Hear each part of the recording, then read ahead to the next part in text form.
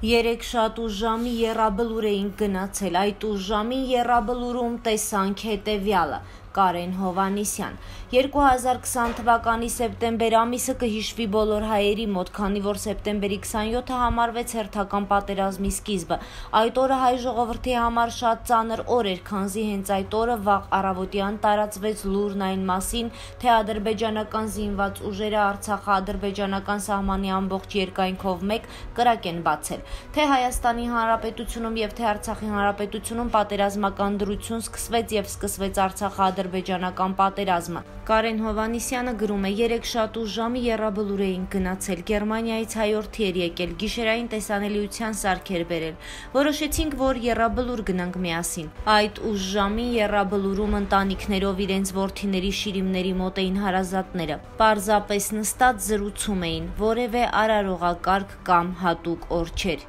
Եվ ամեն օր այսպես է, եռաբլուրի տղերքին պարտք ենք, էս արևի վայելքի համար պարտք ենք»։